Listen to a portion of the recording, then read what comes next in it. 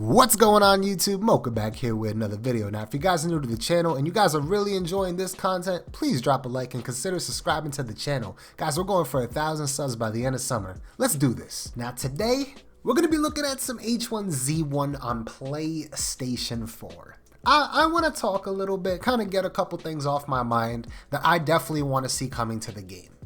I've been playing, we've all been playing for about a week now, maybe a little more, and there's tons of things I love, don't get it wrong, but there's a couple things that I want to see changed and or added in the near future. First things first, I know this doesn't really relate to you guys as much, but the PC version recently got an update on their dev blog stating that they're going to get the original Z1 map in between the off season of Season 1 and Season 2.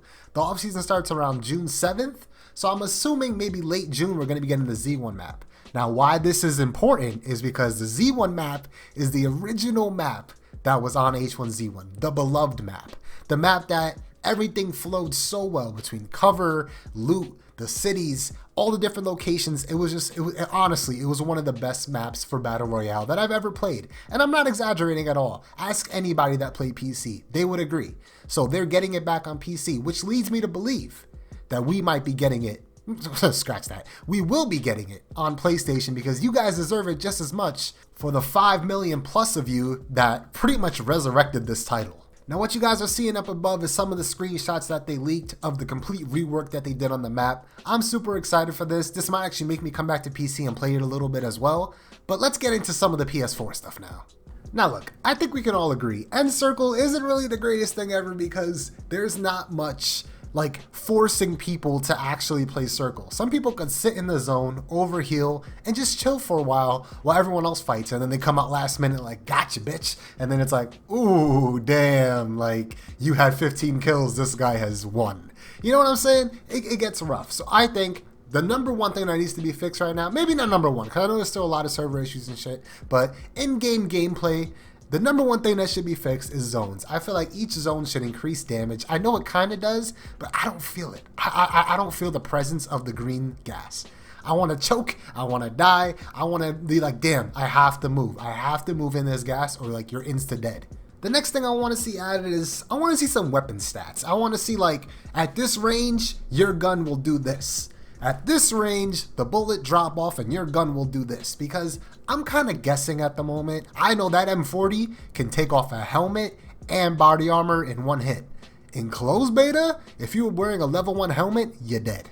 And I feel like they should revert to that. That was good, that was fun, that made the sniper really valuable. Not saying it's not, but it makes it even more valuable. It's not OP. I think that will be perfect. So what I'm looking at right now is like the KH, the scout rifle.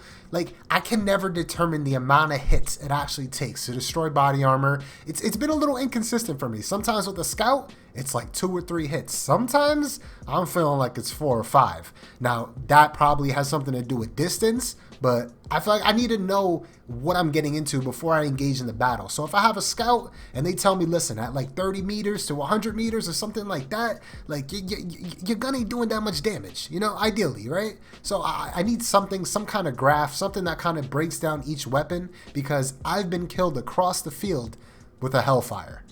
I don't know. That seems a little weird to me. I feel like the bullets should kind of disperse a little bit more and the bullet drop off should be insane, but it's not. Which kind of leads me into my next point. The game still feels a little spongy. Now, don't get me wrong. I know they're fixing a lot of stuff. There's actually this big update coming out very, very soon. They're actually prepping the servers, which is why there's been a lot of downtime as of late. So I know there's an update coming with like controller acceleration and all this stuff. So that might actually be fixed. But right now, I don't know. When I get into some gunplay battles, it still feels really, really spongy. And if you don't know what I'm kind of saying, it's like some people take a lot more hits and like the movement just feels off, and it feels a little clunky at the moment at certain aspects. Don't get it twisted. And finally, the last thing I want to see, and I know it's coming, and it just frustrates me. I want to see an in-game stat system, and I mean like personal stats and a leaderboard. I need it, you know, I really do. Because a lot of people be flexing out here like, I just got an 18 kill win, and like they're out here like flexing their muscles, but then like they never take the screenshot for it. So I'm just sitting there like, did ya though? Did ya?